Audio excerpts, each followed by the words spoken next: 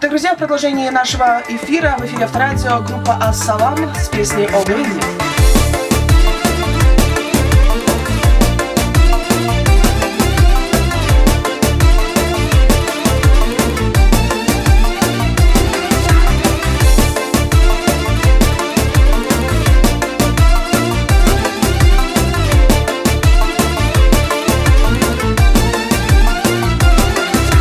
Красотой подобно солнцу на закате, несравненная Лейли.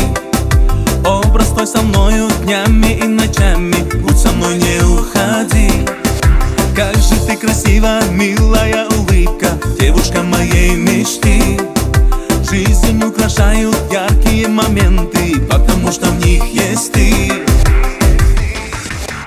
О Лейли, güzel Leyli, sen okşaysan yıldızlarga sen Leyli.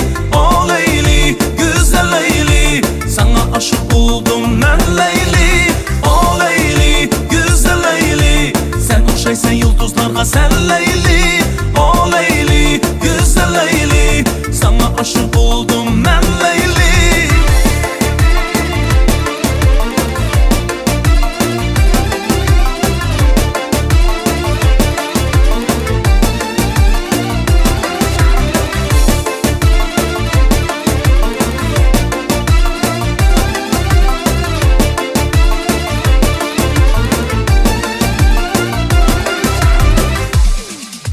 Счастье бесконечно, если ты со мною и во сне и наяву.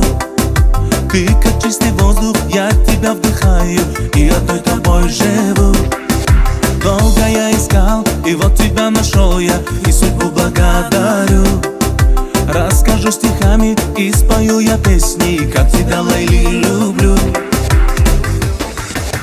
О Leyli, güzel Leyli, sen okşaysan yıldızlarga sen Leyli. O Leyli, güzel Leyli, sana aşık oldum ben Leyli. O Leyli, güzel Leyli, sen okşaysan yıldızlarga sen Leyli. O Leyli, güzel Leyli, sana aşık oldum ben Leyli.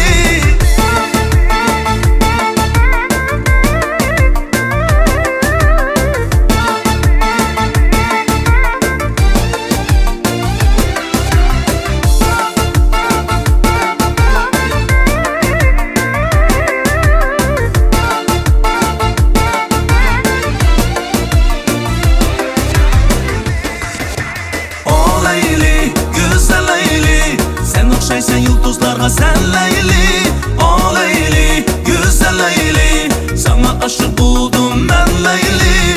O Leyli, güzel Leyli, sen okşaysan yıldızlarga sen Leyli. O Leyli, güzel Leyli, sana aşık